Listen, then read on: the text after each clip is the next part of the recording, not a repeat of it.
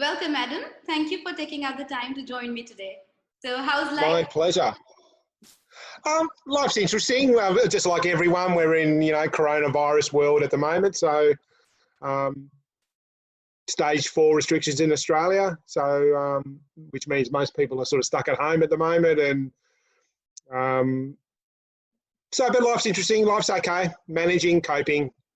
Yeah. That's what we can do right now, right? That's right. Yeah.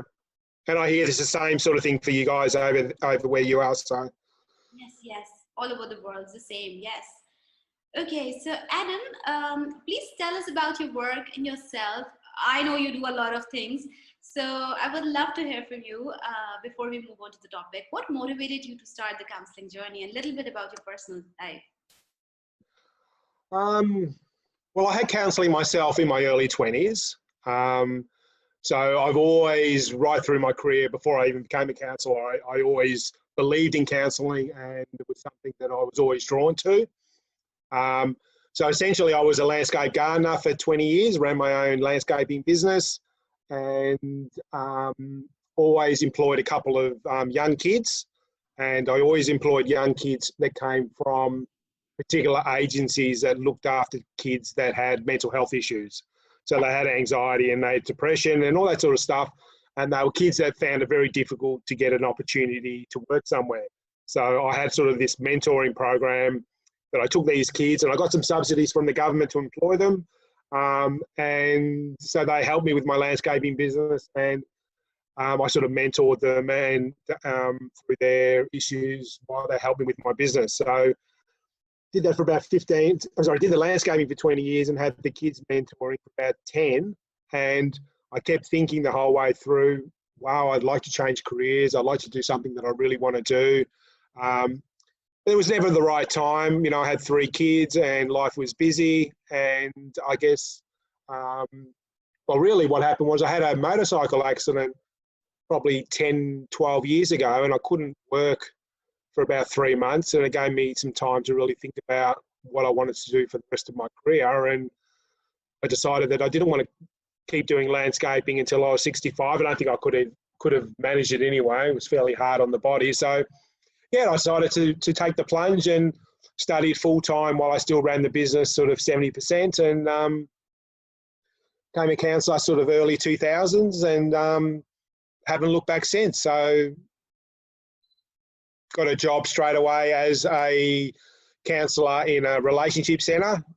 So in Australia, we have what's called relationship centres, which are really busy centres that do counselling, family violence counselling, have mediation, have parenting orders programs, have supervised access services, have sections that specialise in working with kids. So it's sort of like a bit of a one-stop shop for any family support you need. Which was an amazing experience. Got to, be trained in couples counselling and got to be trained in family violence. So it was a great experience. So, yeah, that's sort of, I guess, generally my background. Specialised family violence counsellor now, and have been working in the men's behavioural change space. I'm not sure if you're familiar overseas with that program. It's very big in America and in a lot of countries. But it's a program where men who use family violence in relationships get sent to do this course. It's a 20-week course where they look at their, beliefs and values, and we try to, I guess, get them to be safe in relationships, and to, look after, keep women and children safe. So have been doing that program as well for a different agency for about 3 years. Also done a lot of parenting sort of group work for other agencies. So yeah, that's, I guess, my general background. Wow, you do a lot of things, right? I was right in the introduction.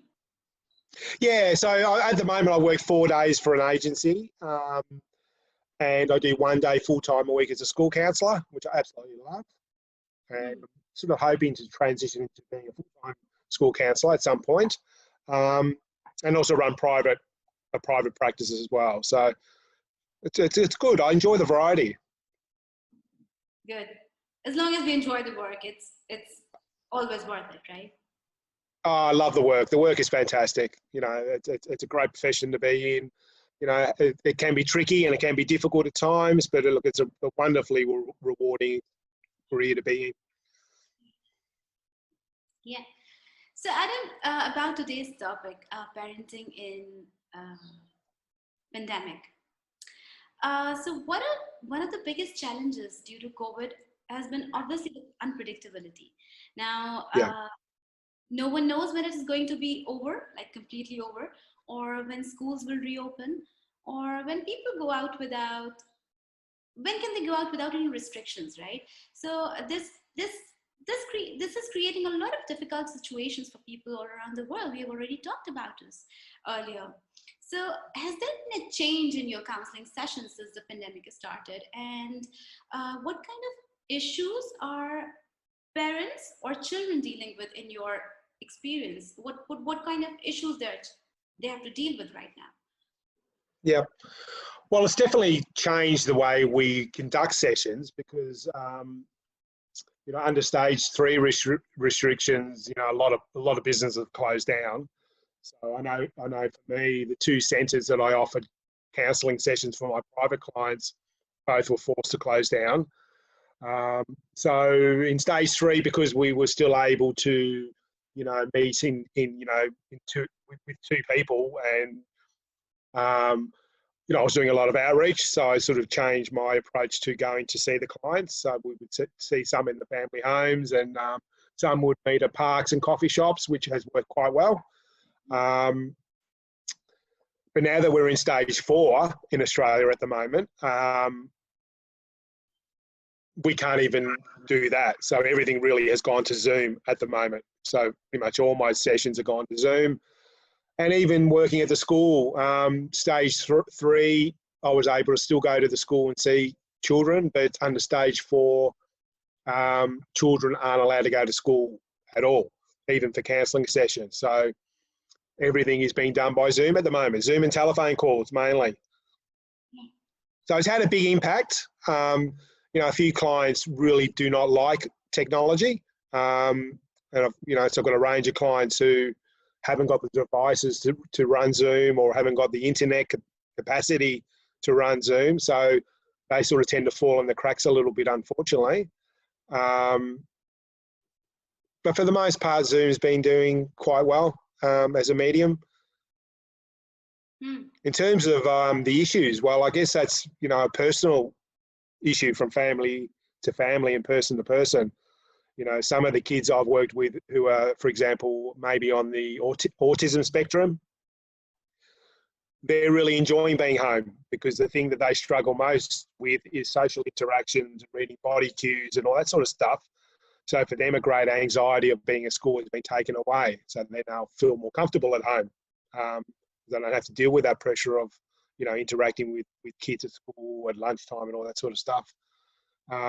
But then for other kids, you know, some kids are really distraught at not being at school because they're missing their friends and they're missing their routines, and, you know, they think that being at home isn't as good to learn, you know, so they feel like they're missing out because they feel like they can learn better, you know, in a school environment.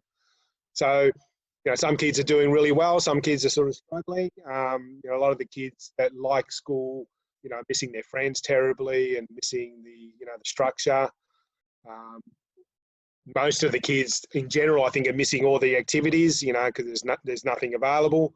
You know, all the sporting activities have been closed all year, so no one's going to football or cricket or doing gymnastics or dancing.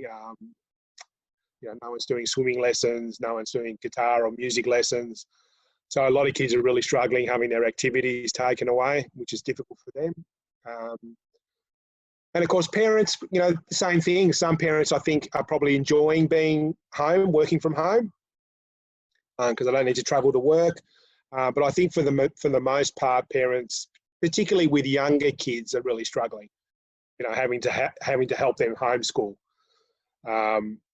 You know, so I think primary age school students need a lot more attention, you know, from parents. And I think for a lot of parents, there's a lot of anxiety and stress around, you know, having to be with their kids all day and having to help them with their schoolwork, and that's creating a lot of anxieties for parents and a lot of stress. And then there's a lot of mums and dads who are working from home and having to homeschool, which is even a double stress for them. Yes. So I think it's an individual thing. I think some people are doing well and some people are struggling, and some people are really, really struggling.